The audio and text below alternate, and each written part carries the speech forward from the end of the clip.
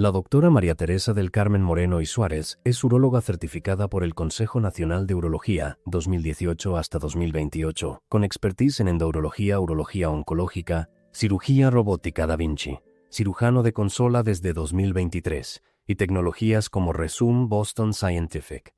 Practica en Hospital Médica Sur y Hospital Ángeles Universidad, con rotaciones clave en Instituto Salvador Zubirán, INCAN e INP y estancia en Fundación Puigvert Barcelona.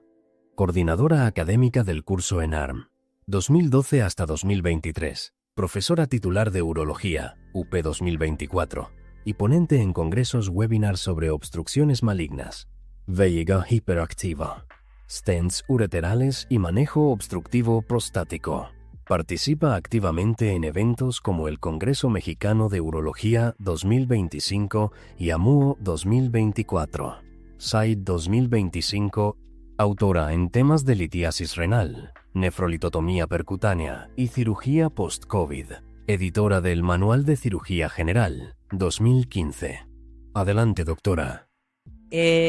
Buenas noches a todos, mucho gusto, muchas gracias por la invitación. Me encanta estar aquí con ustedes compartiendo este tema. Como dijo el doctor Torruco, es un tema sumamente importante en el primer contacto, y creo que sí, así como la hipertensión o la diabetes, ¿no?, que son temas también sumamente relevantes, esta patología hay que saberla diagnosticar para poderle dar un buen tratamiento, ¿no? Porque las ramas de los tratamientos pues, son muy amplios en la hiperplasia prostática benigna obstructiva y muchas veces no sabemos ni siquiera cómo abordar al paciente. Entonces, pues vamos a comenzar la plática. Maje, si me das la siguiente, por favor. A modo de introducción, creo que es importante que han cambiado la terminología, ¿no?, de la hiperplasia prostática benigna. De hecho, ahora es hiperplasia prostática benigna obstructiva porque su nombre lo dice. Antes era como muy común decirle que el prostatismo, ¿no? Y la verdad es que no necesariamente por tener síntomas del tracto urinario bajo, pues todo se refiere a la próstata. Entonces sí es muy importante como que tener esta terminología en la mente como para poder entender la fisiopatología y el tratamiento de la enfermedad. Entonces, bueno, ahora, actualmente, ya desde hace muchos años, son los síntomas del tracto urinario bajo, ¿no?, en lugar de prostatismo. Hiperplasia prostática benigna, bueno, pues obviamente esto es un diagnóstico histológico, ¿no? O sea, no podemos decir que todo el mundo tiene hiperplasia prostática benigna si no hemos hecho un diagnóstico histológico. Asumimos, cuando los pacientes vienen por un crecimiento prostático, que tienen una hiperplasia. Una cosa es la hiperplasia ya como diagnóstico histológico y otra cosa es el crecimiento prostático benigno obstructivo, que es un diagnóstico anatómico y clínico. Y bueno, la obstrucción del tracto de salida, que es un diagnóstico funcional, o tienen síntomas obstructivos, que ahora también ya cambió esa terminología y ahora son de almacenamiento y de vaciamiento. Y la parte de la obstrucción prostática benigna, que como tal lo dice el nombre, pues ya es un diagnóstico funcional, o sea, cuando la próstata ya es la causa de los síntomas obstructivos, ¿no? Entonces, esto a modo de, nada más como de semiología. Creo que esta gráfica circular nos representa muy bien, ¿no?, todos los hombres mayores de 40 años, porque realmente la hiperplasia como diagnóstico histológico se presenta prácticamente en el 100% de todos los hombres mayores de 40 años, pero claro, no todos los hombres mayores de 40 años forzosamente van a tener los síntomas. Entonces, de un 100%, o sea, de un global que tenemos de todos los hombres mayores de 40 años, pues podemos ver que un porcentaje importante ya tiene síntomas del tracto urinario bajo por hiperplasia, que también es un gran porcentaje. O sea, ya empieza a haber histológicamente un cambio importante en la próstata, que es y luego de esta hiperplasia, pues ya hay un agrandamiento a la próstata, porque en un inicio, pues puede haber este cambio histológico de hiperplasia, ¿no?, celular, pero no necesariamente hay un agrandamiento de la próstata. Sin embargo, ya hay bastante porcentaje de los pacientes que tienen este crecimiento, y de todos estos pacientes, pues ya también de manera considerable, ya hay pacientes que tienen obstrucción del tracto de salida, que son digamos, los pacientes que nos van a interesar muchísimo, tanto los que están obstruidos como los que tienen los síntomas, porque es a quienes vamos a tratar, ¿no? Que esto es lo que vamos a ir viendo a lo largo de la plática. Entonces, en esta gráfica, lo interesante es ver cómo a lo largo de la vida todos los hombres, y conforme va aumentando la edad, los pacientes empiezan a tener pues esta hiperplasia prostática, ¿no?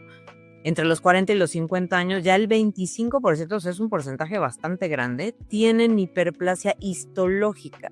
De los 50 a los 60 años, la mitad de los hombres ya tienen esto. Entonces, quiere decir que eventualmente estos pacientes, ¿no? Este 25%, este 50%, eventualmente van a tener agrandamiento de la próstata y, por consecuencia, van a empezar a tener los síntomas del tracto urinario bajo y la obstrucción del tracto de salida. Entre los 60 y los 70 años, el 65%, entre los 70 y los 80, el 80%, y básicamente a los 90 años, el 90%, y bueno, si vivieran 100 años, pues el 100% de los hombres van a tener hiperplasia prostática y seguramente prácticamente todos van a tener obstrucción. Entonces, de aquí la relevancia de aprender al diagnóstico y al tratamiento de los pacientes. La historia natural de la enfermedad, como ya dijimos, pues empieza como una hiperplasia prostática histológica, ¿no? Es decir, que empieza el agrandamiento de las células, de la celularidad de la próstata. Después de muchos años, o después de algunos años, esta hiperplasia prostática empieza a tener la obstrucción del tracto urinario inferior. Pero esto es lo importante también. Hay que tomar en consideración que no todos los pacientes que tienen síntomas, ¿no?, de obstrucción, necesariamente la causa es la próstata. También existen otras causas de obstrucción.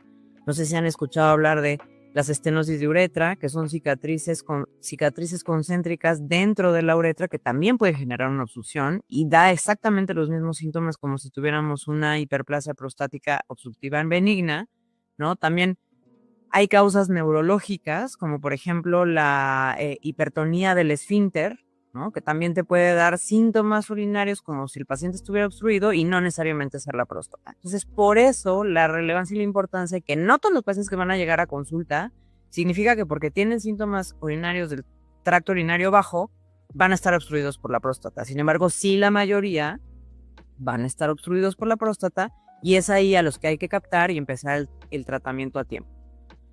Ahora, cuando se genera esta obstrucción del tracto urinario inferior y empieza a haber síntomas del tracto urinario inferior, pues obviamente el detrusor, o sea, es decir, el músculo de la vejiga, que seguramente recordarán pues, que la vejiga es un músculo como todos los músculos del cuerpo, bueno, claro, es un músculo liso, pero al final del día es un músculo, ¿no? Y tiene la capacidad de tener una respuesta y una compliancia vesical, que al final del día, si la pobre vejiga todo el tiempo está sufriendo, pues entonces va a sufrir las consecuencias y esto es lo que va a desencadenar los síntomas del tracto urinario inferior, ¿no? Entonces, también per se, por la misma edad, pues vamos a ver efectos, ¿no?, sobre el detrusor, también hay enfermedades neurogénicas y al final del día, pues lo que se enferma es la vejiga y esto es lo que nos va a dar los síntomas del tracto urinario inferior.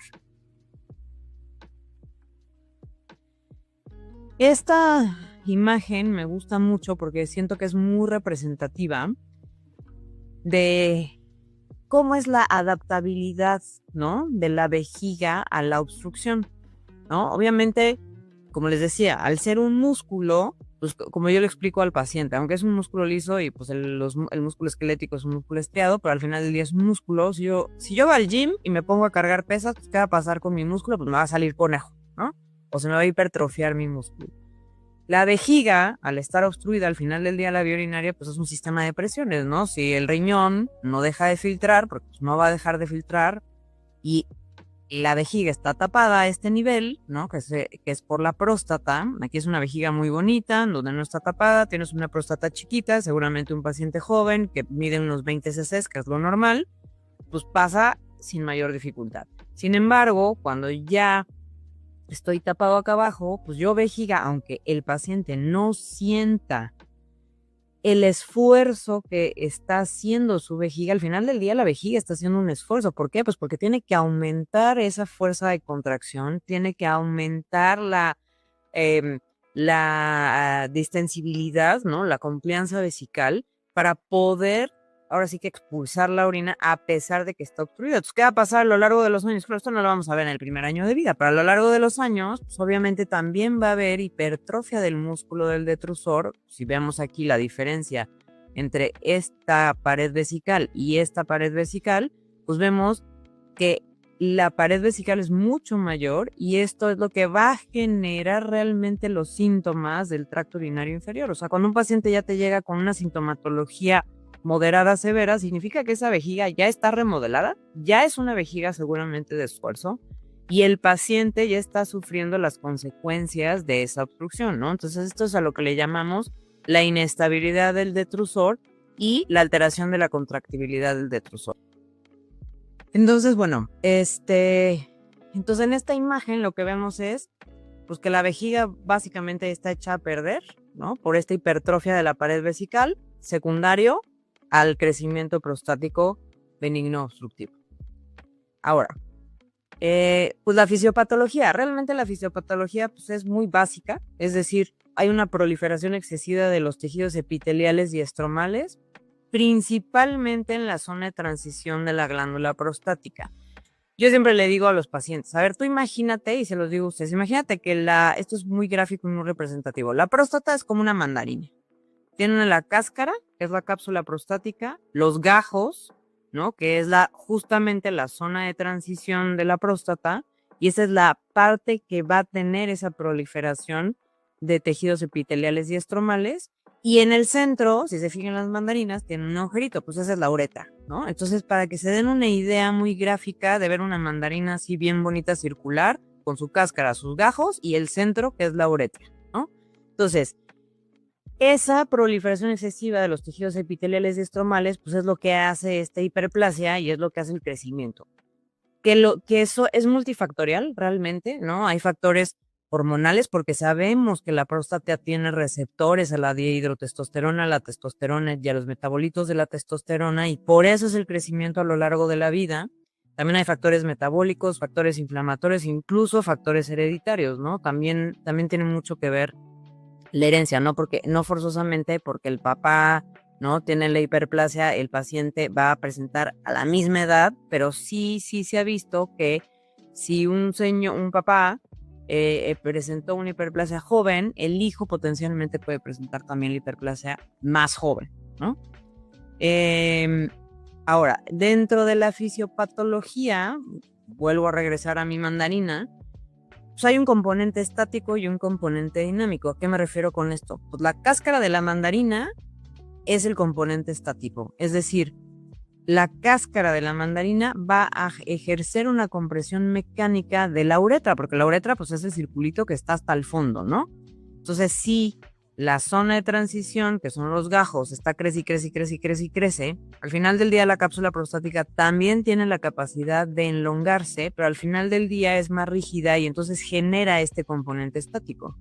Y el componente dinámico es, pues por el aumento del tono del músculo liso en el cuello de la vejiga y la próstata, y esto genera pues también los síntomas de almacenamiento y los de vaciamiento.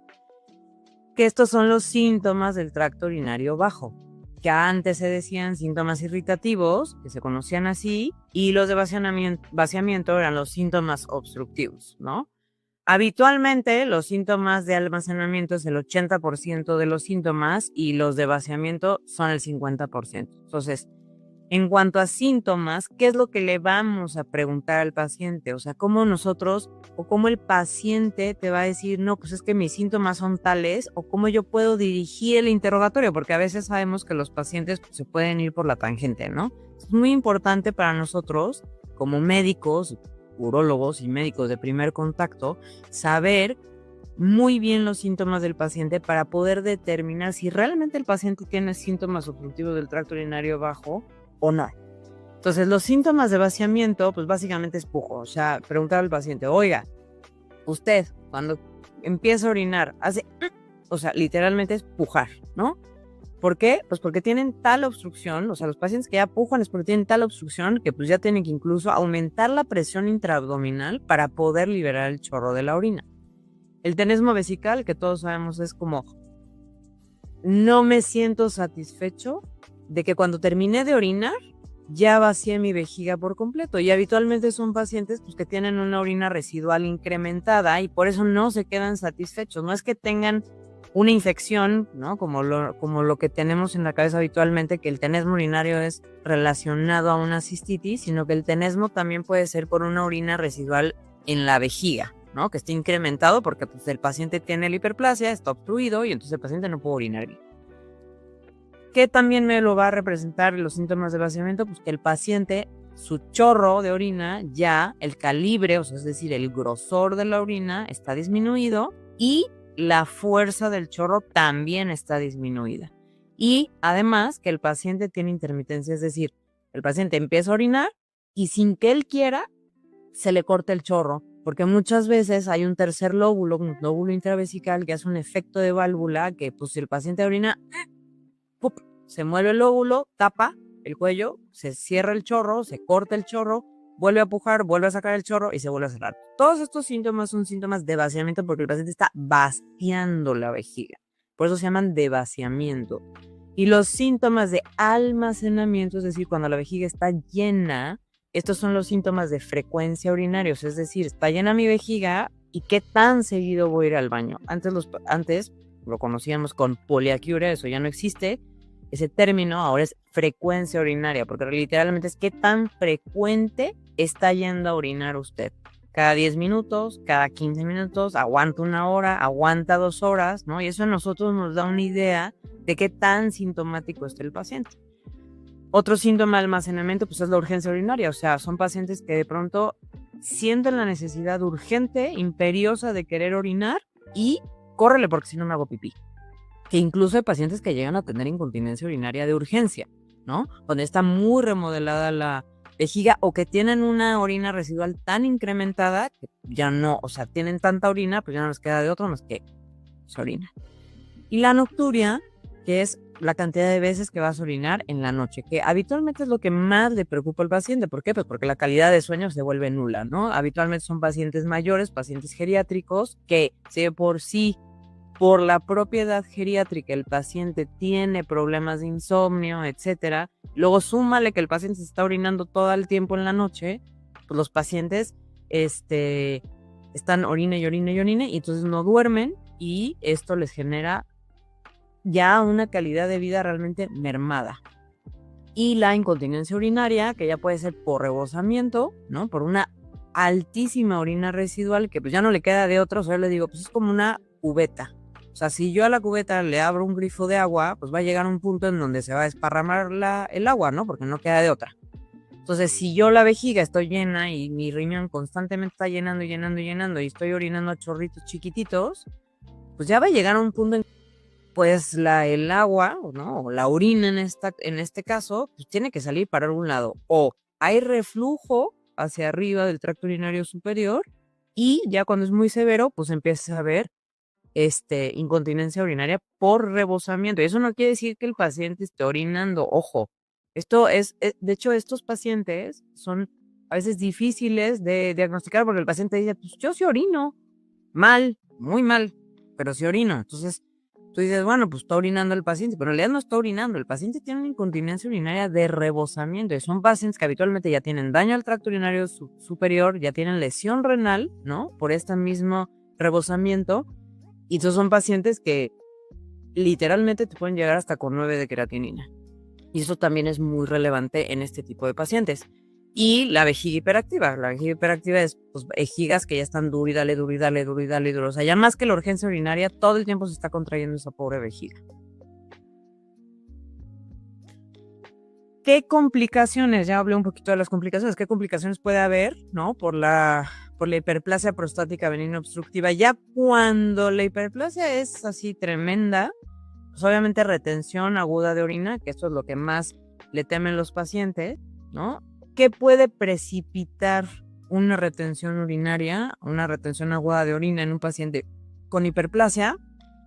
Por ejemplo, pacientes que están tomando el tratamiento y de la noche a la mañana se les acabó el tratamiento, no fueron a la farmacia, lo suspenden y tienen una próstata ya bien obstructiva y ¡pum!, se tapan. Pacientes que toman alcohol, que es muy irritante para la vía urinaria y ¡pum!, se tapan. Y es aquí cuando hay que poner una sonda Foley en lo que vemos qué es lo que vamos a hacer. El tejido hiperplásico al final del día pues es un tumor benigno. Al final del día son muchos nódulos, ¿no? Hiperplásicos que están creciendo y sabemos que cualquier tejido nuevo, ¿no? Ya sea un tumor cancerígeno o un tumor benigno, pues se necesita vasos de neoformación pues para nutrirse. Entonces son próstatas que cuando están muy crecidas tienen muchos vasos de neoformación y puede haber hematuria, incluso puede haber hematuria franca, hematuria con coágulos, que les puede dar anemia y que se pueden tapar también por la misma hematuria, porque ya no pueden, o sea, un coágulo los tapa y hay una retención urinaria aguda. Obviamente infecciones del tracto urinario, tienen orinas residuales incrementadas, también se condiciona aparte, ¿no? O sea, por tener hiperplasia, pues eso no exime que el paciente pudiera tener también una prostatitis de pronto, una prostatitis aguda, ¿no? Que eso agudice más ese crecimiento prostático, porque de pronto se inflama la próstata y también se llega a tapar. Litiasis vesical, ¿no? Piedras en la vejiga. Básicamente por estasis urinaria. Esas piedras vesicales no vienen de arriba, o sea, esas piedras sí no vienen de los riñones, no es un problema metabólico, es un problema de estasis urinaria porque la vejiga no está vaciando la orina, los cristales empiezan a agregar dentro de la vejiga y se hace litiasis vesical. O lo más grave, digámoslo así, es la dilatación del tracto urinario superior, que es lo que les comentaba, o sea, empieza a quedar orina residual, más orina residual, el riñón sigue filtrando, más orina residual, el paciente no puede orinar y pues obviamente hay reflujo. Y entonces ese reflujo hace que haya dilatación del tracto urinario superior, lesión renal aguda y o crónica cuando no se tratan, ¿no? Los pacientes y se les pueden echar a perder los riñones. Y la vejiga de esfuerzo, que son vejigas que ya tienen miles de trabeculaciones, incluso hasta divertículos. Así como los divertículos que conocemos que existen en el colon, también hay divertículos vesicales. Entonces, en este esquemita, lo que podemos ver es, o sea, que hay reflujo, por eso hay dilatación aquí del sistema colector de este lado. Tenemos estas saculaciones que vemos aquí, pues son divertículos vesicales. Aquí hay una piedrita dentro. Y bueno, pues esta es una próstata crecida, ¿no? Entonces, estas son las complicaciones. Y estas complicaciones, pues básicamente es lo que nos va a decir este paciente, le urge operarse. O sea, estos ya son pacientes que se escapan del tratamiento médico. Ahora, el paciente con crecimiento prostático benigno. Pues obviamente, como todos los pacientes, tenemos que saber qué cirugías previas. Pero también es muy importante en la historia urológica saber si tuvieron alguna intervención, por ejemplo, ¿no? Si es un paciente que tal vez a los 40 años tuvo una piedra y le hicieron una ureteroscopía y entonces hubo una manipulación al final del día de la uretra y pudo haber generado una estenosis de uretra también, ¿no? Entonces, ahí ese antecedente, pues sí hay que tomarlo en consideración porque tenemos que ver si es una estenosis o si es la hiperplasia, ¿no? Entonces hay que hacer un buen diagnóstico en ese paciente. Si el paciente está tomando algunos medicamentos que pudieran generar también síntomas del tracto urinario inferior, como los anticolinérgicos, los simpaticomiméticos, los diuréticos, también, o sea, si el paciente es hipertenso y está tomando diuréticos, pues el paciente va a estar orinando y tal vez no está orinando muchísimo, o su frecuencia urinaria no está incrementada por la próstata, sino por el diurético, o por las dos. Antihistamínicos, antidepresivos tricíclicos, ¿no? Estos también hay que tomarlos en consideración. Historia urológica, pues también en un paciente que estamos evaluando por hiperplasia, o sea, también hay que acordarnos siempre que no por tener hiperplasia no puede tener cáncer, ¿no? O sea, pueden coexistir estas dos enfermedades. Entonces, es muy importante que en los pacientes hagamos una historia clínica, o sea, no solamente digamos, pues sí tiene la próstata crecida, vamos a darle tratamiento y ya, punto, se acabó, ¿no? O sea, también hay que ver que el paciente no tiene un cáncer de próstata, ¿no? O sea, hay que aprender a diferenciar todas estas cuestiones. Si tiene una comorbilidad, si es un paciente diabético crónico, que tal vez ya tiene una vejiga neurogénica, ¿no? Además de la hiperplasia prostática, o sea, no por tener hiperplasia y el paciente es diabético, también puede tener una vejiga hipotónica, porque pues aparte de que está tapado por la próstata, además la vejiga ya no le funciona. Entonces, definitivamente ese paciente no va a orinar, ¿no? Entonces, son pacientes que tal vez dentro de la evaluación necesitan algún otro estudio que tal vez otro paciente que no tiene esa comorbilidad no lo va a necesitar. Entonces, Aquí este cuadrito nos dice más o menos algunos diagnósticos diferenciales, ¿no? Vejigas neurogénicas, porque tal vez tienen un tono del esfínter anormal.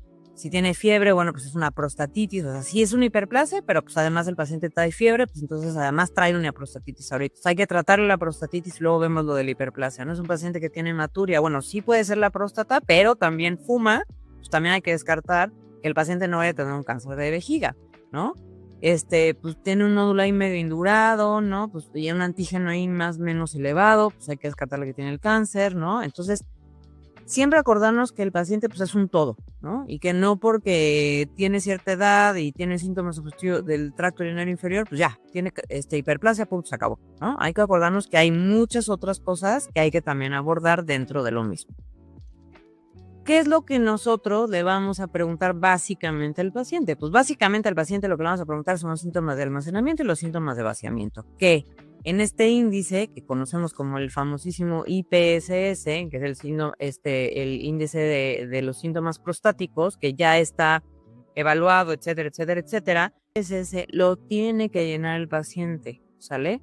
O sea, él tiene que leer la pregunta, tiene que llenarlo, tiene que decir de manera honesta, ¿no? Darle la calificación que él cree, ¿no? Para poder nosotros saber realmente la puntuación más objetiva de lo que tiene y con eso podemos decidir, dependiendo del algoritmo, pues si es leve de 0 a 7 puntos, si es moderado de 8 a 19 y si es severo de 20 a 35 y en base a eso tomar una decisión sobre todo de tratamiento, ¿no? Que es para lo que va a ser muy relevante el IPSS y también para el seguimiento. Porque si yo tengo una medición objetiva de qué tan sintomático está mi paciente, o sea, qué tan mal se siente mi paciente por los síntomas del tracto urinario bajo, y le doy un tratamiento médico, y a los 3 meses o a los 6 meses le hago nuevamente el IPSS, pues obviamente yo lo que voy a esperar es que disminuya la puntuación. Eso quiere decir pues que le está surtiendo efecto, un buen efecto el tratamiento que le estoy dando a mi paciente. Y esa es una manera objetiva en que yo puedo medir, ¿no? La sintomatología del paciente. Y la última pregunta, que es la 8, ¿no? Que es la de calidad de vida. O sea, ¿qué tan satisfecho o no te sientes con tus síntomas, básicamente? Y esto es muy importante, para mí es de lo más importante. Bueno, para mí, para el paciente, porque lo he visto con todos mis pacientes. O sea, realmente todo esto radica en que la calidad de vida de los pobres pacientes, pues sí, merma, ¿sabes? O sea, nosotros cuando somos jóvenes y no nos damos cuenta que, porque no lo necesitas, ¿no? O sea, llegas a un centro comercial y lo primero que están haciendo es como, ¿dónde está el baño? ¿No? O sea, porque ya tengo que ir al baño. Y a los 5 minutos, ¿dónde está el baño? ¿No? Y llegan y no pueden viajar en carretera porque están haciendo pipí todo el tiempo y ya no quieren salir de su casa porque están haciendo pipí todo el tiempo, les da pena, ¿no? Entonces pues, empieza a haber un aislamiento social, habitualmente son pacientes geriátricos, entonces todavía se aíslan más, ¿no? Y esto hace que convengan otras morbilidades como depresión, ansiedad, ¿no? O sea, muchas otras cosas que van surgiendo de no poder orinar, o orinar demasiado, o estas cuestiones, ¿no? Entonces es realmente muy relevante la calidad de vida de los pacientes. Entonces, la severidad de los síntomas y la frecuencia, pues sí, claramente hay una tendencia que a mayor edad, pues mayor síntomas, ¿no? O sea, mayor incrementa más el IPSS, ¿no? No necesariamente en todos los pacientes. Hay pacientes muy jóvenes que tienen un IPSS ya moderado a severo, que es muy raro, pero existen. Y claramente esta tendencia de aumento del IPSS lo podemos ver, ¿no? En porcentaje. Por ejemplo, aquí lo vemos de moderado a severo, 18% en los 40 años. Y la verdad es que moderado a severo, 18% a los 40, pues no es nada despreciable. 29% a los 50 años, 40% a los 60, 56% a los 70. O sea, básicamente entre los 60 y los 70 años, ¿no? En esas décadas de vida, pues los pacientes ya son muy sintomáticos y muchas veces el paciente lo normaliza. Ese es el problema, que no existe la cultura. Una, porque no existe la cultura. Dos, porque al paciente le da pena, ¿no? Hablar sobre cómo estoy orinando. Es como un poquito todavía existe este tabú, ¿no? En las generaciones de las personas mayores actualmente, que además pues como es un cambio gradual, paulatino, que pues como que tú vas normalizando, pues sí, pues como que ya mi chorro es medio delgado y cada vez se hace más delgado, pero pues así orino, ¿no? Pues ya estoy envejeciendo, es normal. Pues sí, o sea, efectivamente sí es normal, si estás envejeciendo, sí, tu chorro de la orina es mucho más débil, menos fuerza, menos grosor, tienes que pujar, sí, sí es por la edad, sí es algo de la edad, pero no quiere decir que tienes que vivir con eso porque tu vejiga se esté echando a perder. Esa es la relevancia de esto, ¿no? Y justo la calidad de vida, pues las molestias, lo que les acaba de decir, ¿no? Las molestias y la interferencia con las actividades diarias, que en realidad lo de la calidad de vida pues no está validado, pero es algo sumamente relevante en los pacientes. ¿Qué es lo que le tengo que evaluar a un paciente cuando llega a una consulta? Porque pues ya orino medio mal, ¿no? O sea, eso es lo que te dice el paciente. Pues como que ya empiezas a tener esos síntomas como que de la edad, como que ya no orino bien, como que mi chorro ya está un poco débil. Bueno, pues como les decía, las comorbilidades. Entonces, pues hay que hacer un examen general de orina, porque pues ahí podemos ver si un paciente tiene hematuria microscópica, que tal vez el paciente nunca ha visto que orina sangre, pero tiene hematuria microscópica. Pues sí, como les decía, puede ser la próstata, sí, puede ser la hiperplasia, sí, pero también puede ser en otras cosas, puede tener litiasis, puede tener un cáncer de vejiga, puede tener una infección del tracto urinario y el paciente como ya está muy sintomático de todo, ya no alcanza a distinguir tampoco cuando está infectado, cuando no está infectado y no necesariamente en todas las infecciones nos da fiebre, ¿no? Entonces, por eso hay que hacer un examen general de orina. La creatinina, ¿no? Esto es muy importante para nosotros, saber si hay daño al tracto urinario superior o no hay daño al tracto urinario superior. Y el antígeno prostático. No puedes empezar a tratar a un paciente con hiperplasia si no le has hecho un antígeno prostático previo. ¿Por qué? Porque el paciente puede coexistir con cáncer de próstata.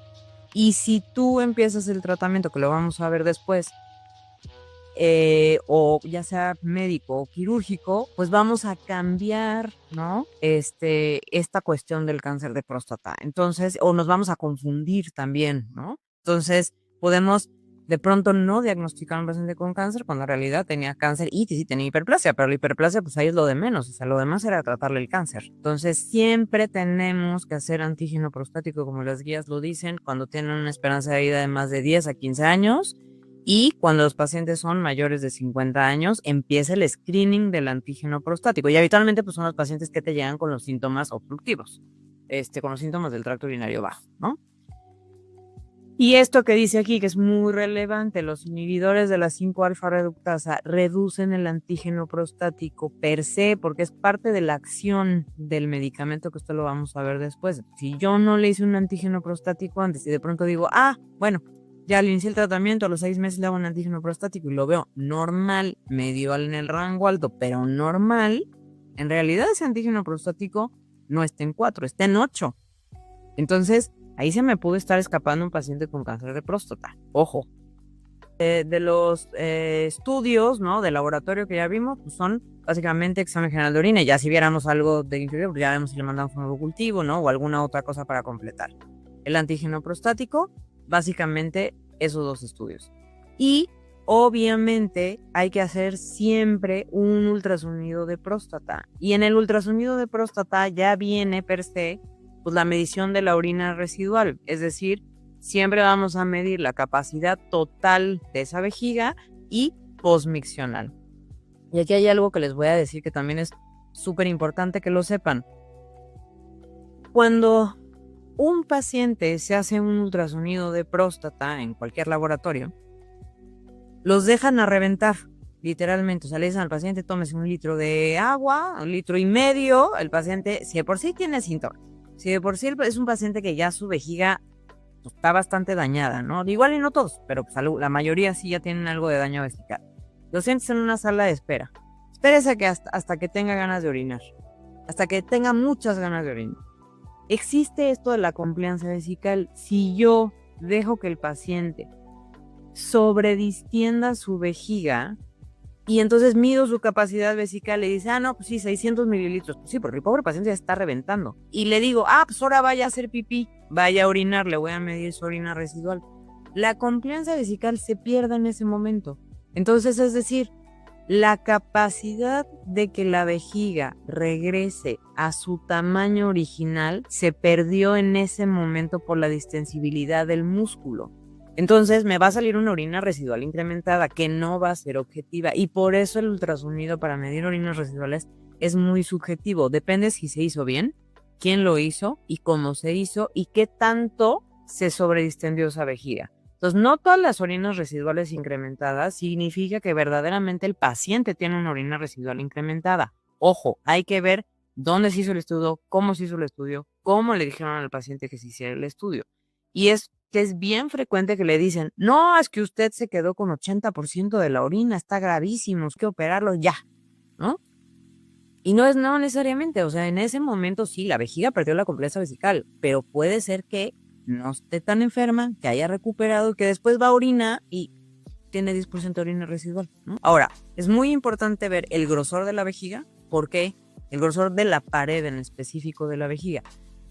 Cuando una pared normal de una vejiga, pues mide 3 milímetros. Cuando es mayor a 3, 4 milímetros, quiere decir que ya hay cierta hipertrofia de la pared vesical. Es decir, ese paciente ya empieza a tener una remodelación del músculo detrusor. Es decir, ya la fuerza de contracción de la vejiga está muy incrementada porque está tapada, ¿no? Y entonces tiene que aumentar su fuerza. Y quiere decir que ese paciente sí ya tiene un daño, digamos, como un daño órgano blanco, como decimos en el EBC, ¿no? Entonces, ya esa vejiga se está echando a perder. Ojo con esos pacientes. Obviamente, pues podemos ver otras patologías, si el paciente tiene piedras en la vejiga, si tiene un tumor, que tal vez no habíamos visto, un tumor vesical, también lo podemos ver en el ultrasonido, ¿no? Etcétera. Y la medición de la orina residual. Y lo más importante, obviamente, a medir, pues es el volumen de la próstata, que lo hacemos con las mediciones, ¿no? Con 3 mediciones, y qué tan metida está la próstata hacia la vejiga, que eso es la impronta intravesical, que es lo que nos habla de la de qué tan obstructiva o no está esa vejiga, ¿sale? Entonces, por ejemplo, esto que ven aquí, o sea, esta es la vejiga del paciente, esto que ven negrito, ¿no? Esto que ven negrito es un corte sagital, aquí se ve la vejiga, y toda esta pelota que parece canica, literalmente, es la próstata. Todo esto es próstata. Entonces, esta próstata está sumamente intravesical, o sea, tiene una impronta intravesical. Si yo la mido, seguramente tiene una impronta intravesical grado 3-4, ¿no?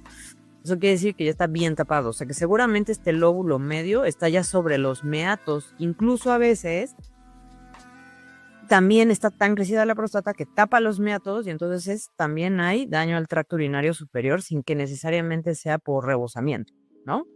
Entonces esta pelota está metidísima en la vejiga. Entonces, por ejemplo, aquí premiccional y aquí posmiccional. Aquí, por ejemplo, posmiccional, si yo veo, aparentemente dice que el paciente tiene un volumen residual de 123 mililitros. O sea, el paciente tiene muchísima orina residual, pero yo realmente no sé qué tan bien hicieron ese ultrasonido, ¿no? Entonces, bueno, ojo con eso. Entonces, nada más esto es como para ejemplificar que hay que acordarnos del grosor de la pared de la vejiga, de la próstata, el tamaño y qué tan metida está hacia la vejiga y la orina residual del paciente. Otro estudio diagnóstico con el que también nos podemos echar la mano es la uroflujometría. Es decir, el paciente va y orina en un uroflujómetro que nos mide el flujo en mililitros por segundo. Entonces, lo único malo de la uroflujometría es que me va a decir eso, o sea, ¿está tapado o no está tapado? O el detrusor ya no le funciona, porque los pacientes diabéticos que tienen una vejiga neurogénica con una vejiga hipotónica, pues ya también la fuerza de contracción es tan débil que si yo le hago una uroflujometría, pues me va a salir una curva plana. O sea, realmente yo no voy a tener este pico de curva como aquí, que se ven muy bonitos, sino va a tener una curva plana, ¿no? Y eso es no porque esté tapado, sino porque su vejiga ya está echada a perder. Entonces no nos diferencia en si está tapado porque la próstata me está tapando o porque la vejiga está echada a perder, ¿no? Por lo que tú quieras. O porque tiene una estenosis de uretro.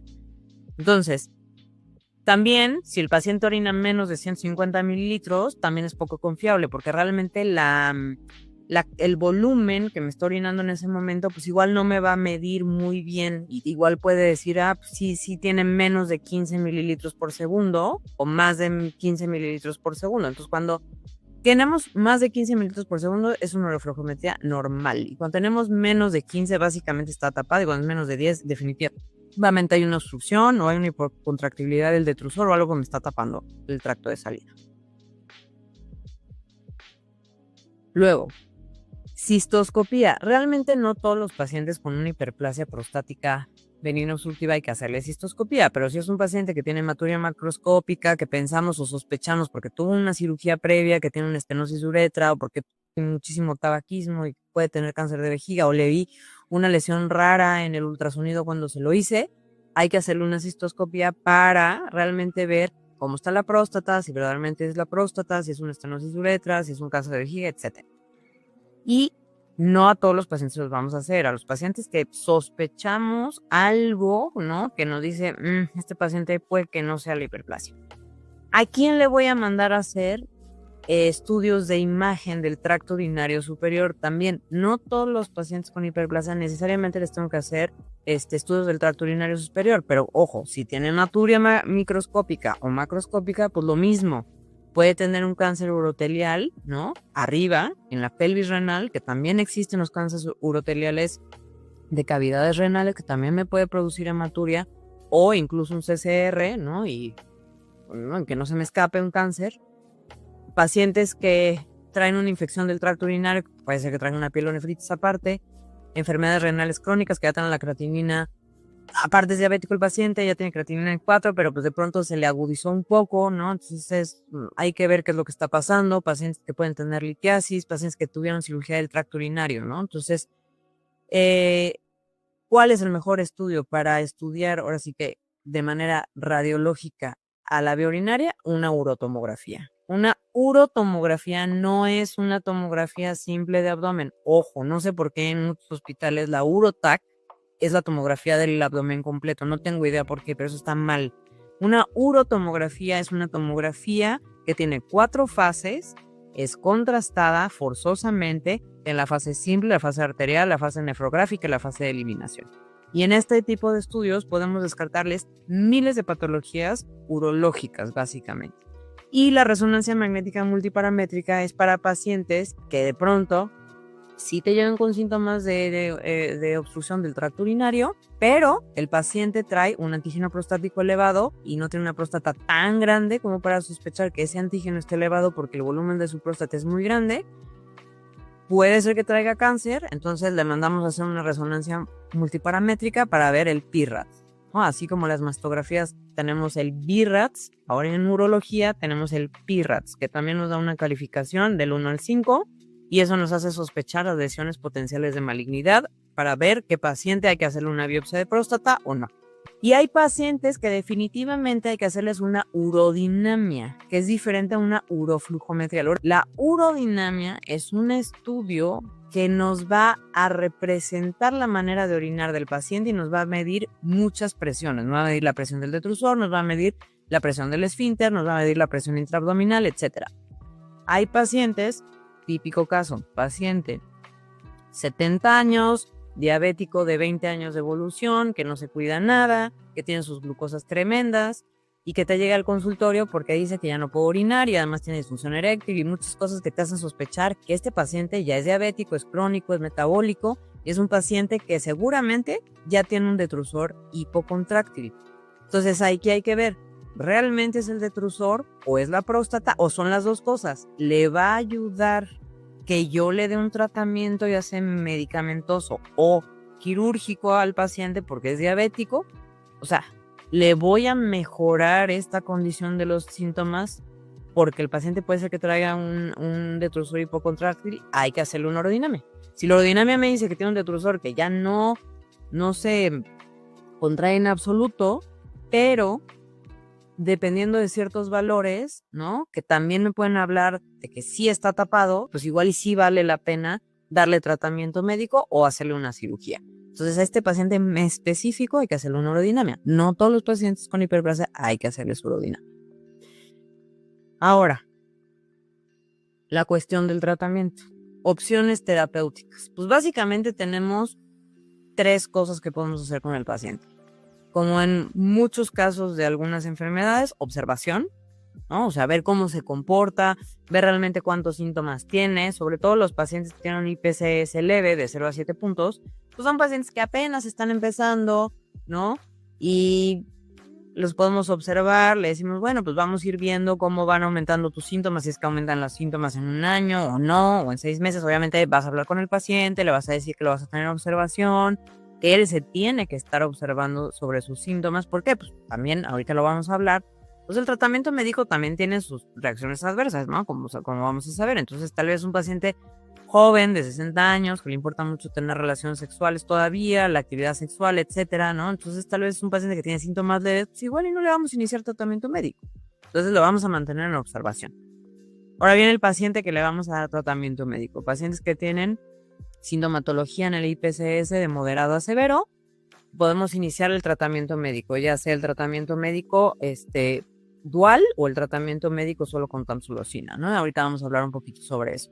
Y o pacientes que definitivamente ya te llegan para cirugía. La cirugía que ya sabemos que puede ser endoscópica, como la RTUP bipolar, que era el gold standard antes.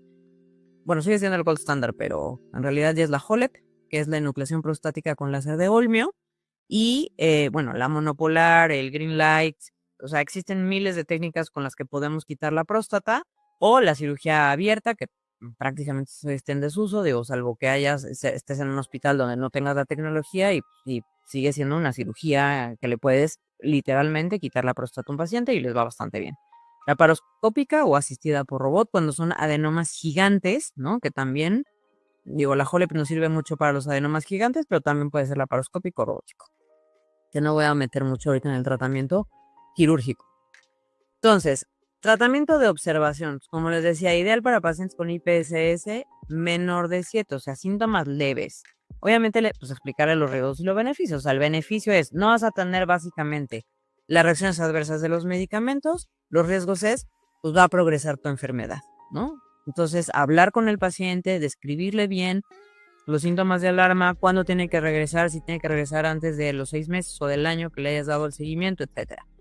Muy importante, modificar hábitos.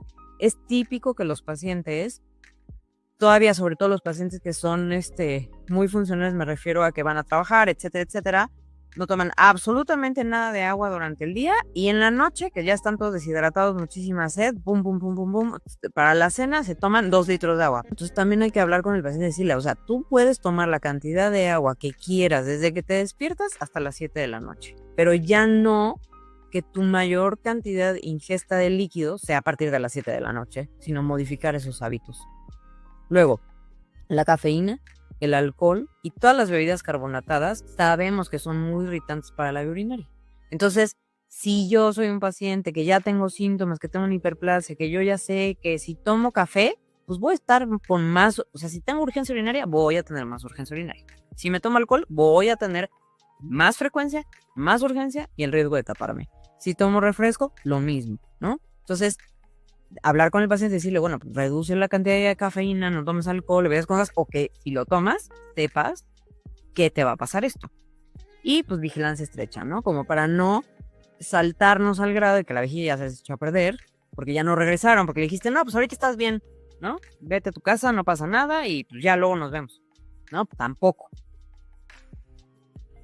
Y hablando ahora sí sobre el tratamiento médico, pues básicamente, o sea, sí tenemos varias moléculas, pero básicamente utilizamos 2, ¿no? Para la hiperplasia prostática benigna obstructiva como tal, o sea, para la próstata, es a lo que me refiero. Vamos a usar ya sea los alfa bloqueadores, que todos conocemos como la tamsulosina, que hay varios, alfosocina, etcétera, pero pues el que tiene mucho mayor efectividad es la tamsulosina, y los inhibidores de la 5-alfa reductasa, que también ya sabemos que existen 2, el dutasteride y el finasteride, y ahorita voy a hablar un poquito sobre esto. Los anticolinérgicos o antimuscarínicos, esto es para las vejigas hiperactivas, no es per se para la hiperplasia, sino para el síntoma que ya se le agregó al crecimiento prostático. Entonces, muchas veces son pacientes que necesitan el alfa bloqueador, el inhibidor de la 5-alfa reductasa y además aumentarle un anticolinérgico porque tiene una urgencia urinaria, porque todo el tiempo tiene una frecuencia urinaria incrementadísima, ¿no? Pero esto no es para per se la hiperplasia. O los beta-3 agonistas como el mirabegrón, que también es un tratamiento para la hiperactividad de la vejiga.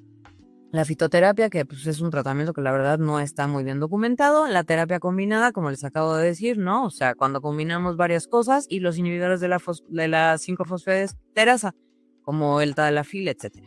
Entonces, también es algo aparte, ¿ok?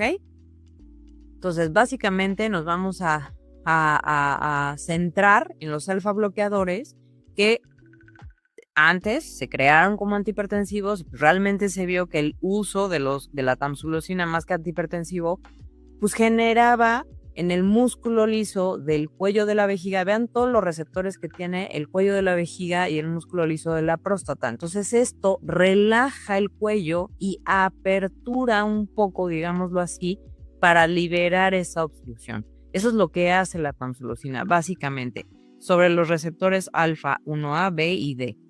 Dosis dependiente, es decir, si yo dejo de tomar la tamsulosina, adiós a los efectos. Si inicio la tamsulosina, voy a ver mis efectos máximos a las 2 semanas. O sea, un paciente empieza a notar realmente la diferencia radical a las 2 semanas de que estoy tomando el medicamento. Entonces, esta es la cantidad de receptores que voy a tener. Por eso la tamsulosina relaja muy bien el cuello y les va muy bien a los pacientes cuando inician este tratamiento. Y la mejor molécula que tenemos en el mercado para la tamsulosina es esta que se llama Tamablan. Y sí es muy importante realmente que los pacientes tomen una tamsulosina. ¿Por qué? Porque esta se toma una vez al día, ¿no? Y que mantenga una curva constante en la sangre, porque no vale la pena que yo me tome una molécula, ¿no? En la mañana o en la noche, por la indicación, y que de pronto se pierda el pico, ¿no? De la concentración en sangre, o que el pico sea así, y entonces el paciente, pues a las 10 horas ya empieza otra vez con la sintomatología, ¿no? Entonces el chiste es mantener que la concentración del medicamento en tu sangre sea, pues prácticamente las 24 horas igual. Entonces, lo que hace Tamablan PF es que las cápsulas convencionales, a la diferencia del Tamablan PF, es que la liberación en el estómago no es tan alta, sino que es mucho más grande la liberación en el intestino y en el colon, ¿no? Entonces esto permite que la curva del Tamablan sea de mayor continuidad durante todo el día. Y entonces los pacientes realmente tienen el efecto las 24 horas del día, y esto hace que los pacientes se sientan bien orinando cuando están tomando el tratamiento y que te digan, sí me funciona el medicamento. No que regresen y dicen, pues sí, me funciona 5 horas y luego otra vez vuelvo con la sintomatología.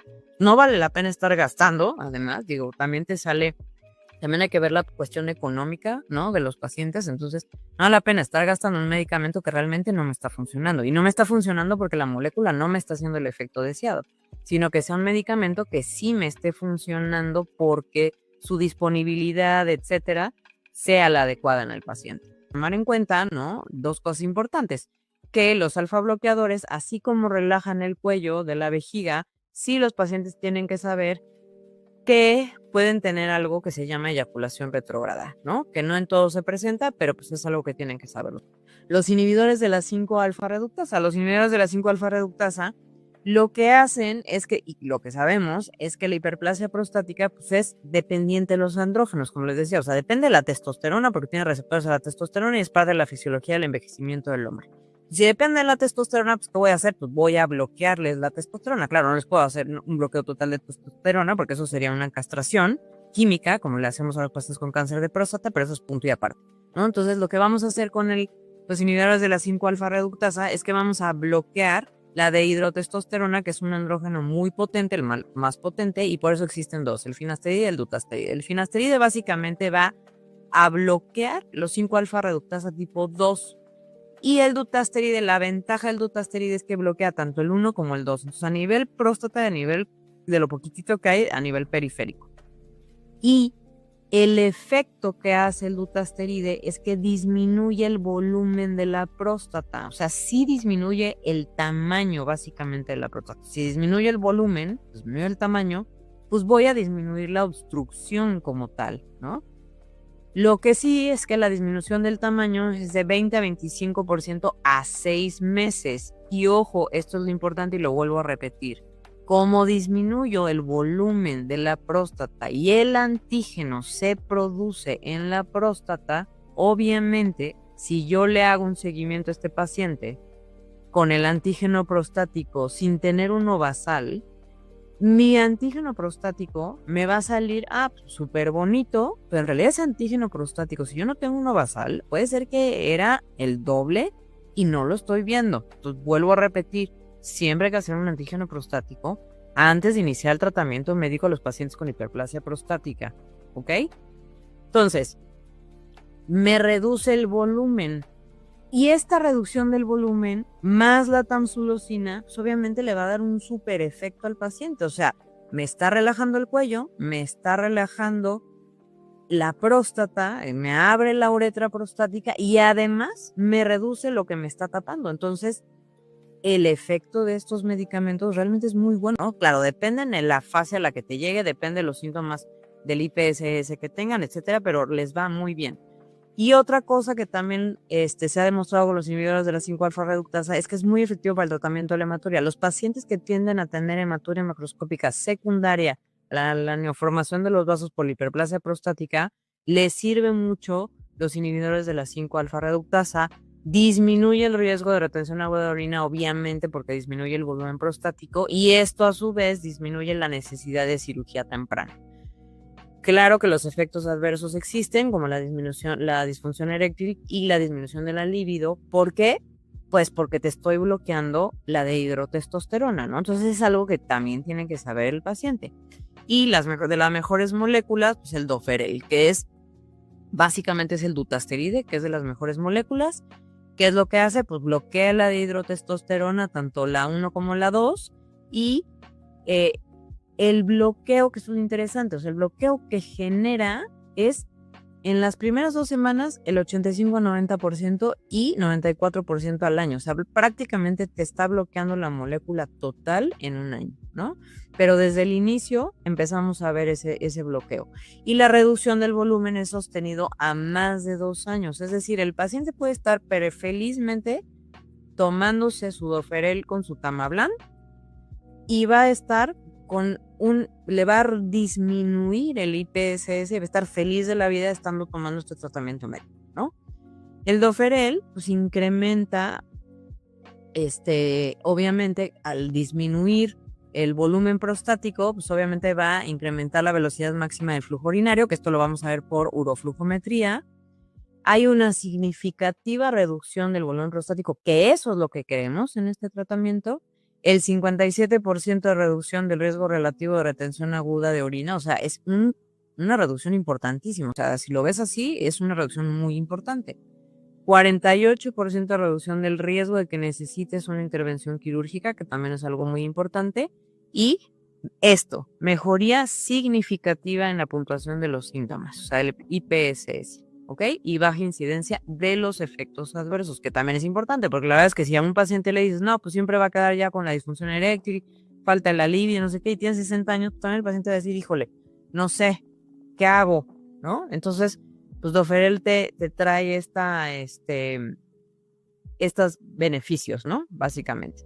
Esto es un esquemita, la verdad es que no lo voy a repetir, pero básicamente es lo que les acabo de decir, de cómo diagnosticar y tratar. Y esta diapositiva es lo que quiero que se les quede en la cabeza. Tamablan, o sea, tamsulosina, Tamablan PF, más Doferel, o sea, dutasteride. Los pacientes que requieren tratamiento quirúrgico eventualmente, porque hay un escape al tratamiento médico, que sí va a existir en muchos pacientes un escape al tratamiento médico porque va a volver a crecer esa próstata. Esta frase, no es lo mismo llegar a cirugía con una vejiga sana que con una vejiga enferma. ¿Por qué? Porque si yo opero a un paciente que ya tiene una vejiga de esfuerzo grado 4, divertículos, trabeculaciones, urgencia urinaria espantosa, incontinencia urinaria de urgencia, y lo opero, sí le voy a ayudar con la obstrucción, definitivamente. Pero la urgencia urinaria ya no se la voy a poder quitar al paciente. Entonces, es mejor iniciar el tratamiento dual desde un inicio, cuando el paciente realmente te llega con los síntomas moderados, que es el momento de iniciar este tratamiento, a esperarte a que el paciente esté súper amolado y entonces decir, no, pues sí empieces el Tamablan y el Doferel y luego ya lo opero. ¿no? Entonces, no, esto es lo que quiero que hagan conciencia para que hagan conciencia en la población que les va a tocar. Y ya por último, el tratamiento quirúrgico, bueno, hay indicaciones absolutas y relativas. Las absolutas es retención aguda de orina, porque te va a volver a hacer retención aguda de orina, que tienen litiasis vesical, porque eso quiere decir que está tan tapado que ya hizo piedras en la vejiga, infecciones del tracto urinario recurrentes, hematuria persistente, porque pues igual también les da anemia, etcétera, etcétera, etcétera. Obviamente cuando hay daño en el tracto urinario superior, ¿no? Y relativas, pues falta de respuesta al tratamiento médico, ¿no? Que el paciente dice, pues como que no siento mucha diferencia, que es raro, pero puede pasar. Cuando tienen una orina residual incrementada, ojo, que esté bien medida. Y cuando hay una obstrucción urodinámica, porque le mandaste a hacer una urodinamia y te dicen realmente hay una obstrucción, tienes que operar. Y de los tratamientos quirúrgicos, como ya habíamos hablado, pues, tal endoscópico, básicamente la RTUP monopolar o bipolar, la fotovaporización con el láser verde, con el green light, la enucleación con el láser olmio y ahora la nueva tecnología que es el Rezum, que es inyección de vapor, ¿no? Hirviendo en la próstata. Pero esto también tiene sus indicaciones, no todos los pacientes son candidatos al Rezum. Y de mínima invasión, como ya les había dicho, la paroscópica o asistida por robot. Y bueno, la abierta, que puede ser las técnicas retropúbica o suprapúbica. Y con esto acabo la presentación. Muchas gracias por su atención. Si tienen alguna duda, con gusto, díganme y les aclaro. Gracias, doctora Moreno. Quisiera alguien preguntar de viva voz o escribirlo en el chat. La doctora Cristina Chávez pregunta, ¿qué tan útil es el tacto rectal en la detección de hiperplasia prostática? Pues mira, la verdad es que no es necesario. O sea, honestamente hoy en día habrá urólogos, perdón por lo que voy a decir, pero de otras generaciones, que todavía hacen mucho el tacto rectal. Pero la verdad es que el tacto rectal no te va a decir absolutamente nada. O sea, tú cuando haces un tacto rectal, o sea, tú imagínate que, como te decía, es una mandarina, ¿no? O sea, es una circunferencia perfecta de la próstata. Y el recto está aquí. Entonces, si yo hago un tacto rectal, ¿qué es lo que voy a palpar de la próstata? Solamente voy a palpar el 30% de mi próstata. Entonces, para diagnóstico de cáncer, prácticamente está en desuso porque tenemos ya muchísima tecnología con la resonancia magnética multiparamétrica, PET-CT con PSMA, etcétera, que ahorita no me voy a meter en eso. Si no tienes acceso a un ultrasonido, porque tal vez estás pensando en, no sé, en tu servicio social, que alguien vaya a un servicio social y esté en una clínica donde el paciente, pues sí, lo único que tienes es la clínica, pues ahí considero que el tacto rectal, pues te puede dar, ¿no? Algún diagnóstico, tal vez sí sientes un nódulo y puedes pensar que tiene cáncer, tal vez sí, sí sientes que la próstata está gigante, ¿no? Y aparte, pues el paciente tiene síntomas, pues sí. Pero eso depende mucho de si realmente no tienes un ultrasonido. Y la verdad es que el ultrasonido ya es una herramienta que hay prácticamente en todos lados. Tal vez en algún pueblillo por ahí pues, todavía no existan los ultrasonidos o el paciente no tenga acceso. Solamente en ese caso yo te diría, haz un tacto rectal, porque además, pues la verdad también es someter al paciente a una exploración nada agradable, ¿no? Gracias, doctora. La doctora Reina pregunta si hay una edad máxima para la urotac. ¿Edad máxima? No. Realmente a quien no le puedes hacer un urotac, entre comillas, porque ya también cambiaron las guías, en teoría, son pacientes que tienen una tasa de filtración glomerular en menos de 60 mililitros por minuto. Pero, ojo, esto ya cambió, ¿no? Solo que los laboratorios siguen en su arcaicismo, la verdad, de que si tienes una creatinina mayor a 1.5, porque además ni siquiera te sacan la tasa de filtración glomerular, como antes decían, si tienes una creatinina mayor a 1.5, ya no te puedo hacer la urotomografía porque tiene contraste. La verdad es que eso ya está en desuso. Si tú le puedes hacer una urotomografía a cualquier persona, incluso si tiene 100 años, y el paciente necesita una urotomografía, le puedes hacer una urotac. O sea, realmente no hay una contraindicación para hacer una urotomografía. Héctor dice, muchas gracias por la ponencia. ¿Cuál es el fármaco de elección en HPV o cómo decidimos si es monoterapia o terapia dual? Sí, mira, esta es una muy buena pregunta. La verdad es que antes empezamos con la terapia, con la monoterapia, ¿no? Con la tamsulosina. Esto básicamente dependerá más bien del objetivo que tengas con el paciente. Es decir, la verdad es que lo mejor siempre es empezar la terapia dual, porque los artículos actuales dicen que cuando tú empiezas una terapia dual, tienes mucho menor probabilidad de progresión de la enfermedad y que el paciente necesite la cirugía. Pero ojo, cuando tú les hablas de las reacciones adversas de los medicamentos, que al final del día, pues tampoco le vas a mentir al paciente, o sea, sí pueden llegar a presentar, o sea, aunque el Tamablan y el Doferel sean muy buenas moléculas, pues habrá pacientes que presenten las reacciones adversas, ¿no? Y si tú a un paciente, te digo, le dices, pues, a ver, si empiezas el Doferel, pues puedes tener disfunción eréctil, disminución de la libido, y son pacientes que verdaderamente son muy activos sexualmente y es algo muy importante para ellos, pues igual y le dices, bueno, a ver, podemos empezar con la tamsulosina, ¿no? Ver qué tanto mejoran tu sintomatología, porque igual, pues ya, o sea, a esa edad ya no quiere ser papá, ¿no? O sea, en realidad, pues la eyaculación retrógrada, si la presenta o no el paciente, está de más, ¿no? Cuando no quieren paternidad. Pero, entonces, en ese caso en particular, pues le puedes dar monoterapia, ver, ¿no? Cómo evoluciona su sintomatología. Si mejora mucho solamente con el Tamablan, pues te puedes ir solamente con el Tamablan. Pero realmente o sea, para como está descrito ya, si es monoterapia o terapia dual, es mejor siempre iniciar la terapia dual. También depende del volumen prostático, en teoría. Cuando son próstatas de menos de 40 gramos, en teoría hay que darles nada más la tamsulosina y no la terapia dual. Ahí sí estoy de acuerdo, bueno, obviamente pues son las guías. En ese sentido, solamente ahí y cuando el paciente, te digo, no quiere por las reacciones adversas. La doctora Mariana dice, ¿hay alguna indicación que los médicos de primer contacto podemos dar al paciente o al médico que realiza el ultrasonido para que no haya pérdida de la confianza vesical?